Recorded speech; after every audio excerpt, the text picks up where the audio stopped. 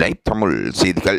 சரிகமபா நிகழ்ச்சிக்கென்று ஒரு இடம் ரசிகர்களுக்கு மத்தியில் இருந்து வருகின்றது. போட்டியாளர்களில் வளமையை விட இந்த முறை சிறு போட்டியாளர்கள், வயதில் குறைந்தவர்கள் கலந்து கொண்டிருந்தாலும் சரிகமபா லிட்டில் ஜம் போட்டியானது உலகளாவிய ரீதியில் சகல போட்டிகளையும் விட முன்னுரிமையாக சி தமிழ் தொலைக்காட்சி நடத்தி வருவதாக கூறப்படுகின்றது. ஒவ்வொரு பாடலையும் திவினஸ் என்கின்ற போட்டியாளர் மீச்சிருக்கும் அளவுக்கு பாடி வருவதுடன் உணர்ச்சி தழும்ப அந்த அபிநயத்துடன் பாடி வருகின்றார்.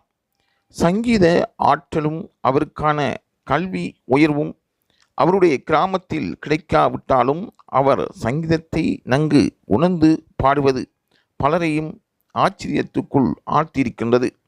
பல பாடகர்கள் இவரின் பாடலின் அற்புதத்தை பார்த்து மெய்ச்சிலித்திருப்பதாகவும் ஆரவாரம் செய்திருப்பதாகவும் கூறப்படுகின்றது. பிரபல தொலைக்காட்சி நிகழ்ச்சியாக இருக்கின்ற நிகழ்ச்சிகளில் சரிகமபா நிகழ்ச்சி முன்னிலை வைத்து வருகின்றது. இதில் கலந்து கொண்ட அனைத்து போட்டியாளர்களும் சிறப்பாக பாடக்கூடியவர்களாக இருப்பதாகவும் அங்கிருக்கின்ற சிறுவர்களுக்கு மத்தியில் பழைய பாடலுக்கு ஓர் இடம் இருப்பதாகவும் முதியவர்கள் இந்த பழைய பாடல்களை பார்த்து ஆச்சரியப்படுவதாகவும் அடுத்து வரும் ஜெனரேஷனுக்கு இந்த பாடல்கள் நிலைத்திருக்கும் என்றும் அவர்கள் ஆசீர்வதிக்கின்றார்கள், வாழ்த்துக்களையும் தெரிவிக்கின்றார்கள். இவ்வாறு ஒவ்வொரு வாரமும் வழங்கப்படுகின்ற சுற்றும் ஒரு வித்தியாசமான நடைமுறையை சார்ந்ததாகவே இருக்கின்றது. சங்கீத புலமை இல்லாதவர்களால் அதை திறம்பட பாட முடியாது. அந்த அளவுக்கு அந்த போட்டியின் தரமும் அதன் முக்கியத்துவமும் பாராட்டப்படுகின்றது. பலரும் அதை பாராட்டுகின்றார்கள். இருந்தாலும் திவினஸின் விடயத்தில் சரிகமபா இயக்குநர்கள் நடந்து கொள்வதை விமர்சனமும் செய்யப்படுகின்றது.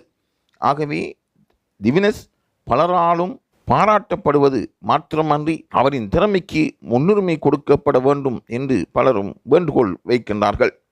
சரிகமபா நிகழ்ச்சி தொகுப்பாளர்களும் அந்த நிகழ்ச்சி ஏற்பாட்டாளர்களும் திவினஸுக்கு வாய்ப்பு கிடைக்கும் என்று கூறினாலும் இன்னும் கிடைக்காமை கவலை அளிப்பதாகவும் முதல் நிலை அவருக்கு வழங்கப்பட்டிருக்க வேண்டும் என்றும் கூறுகின்றார்கள்.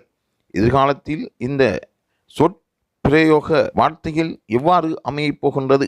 தொடர்ந்தும் நடுவர்களுக்கு எதிரான பிரயோகங்கள் மேற்கொள்ளப்படுகின்றதா அல்லது திவினஸ் முதல்நிலையாக வெற்றி அடையப் போகின்றாரா என்று மக்கள் அவதானித்துக் கொண்டே இருக்கின்றார்கள். தொடர்ந்தும் இது தொடர்பாக தகவல்களை பெற்றுக்கொள்வதற்கு லைவ் தமிழ் செய்தியுடன் இணைந்திருங்கள்.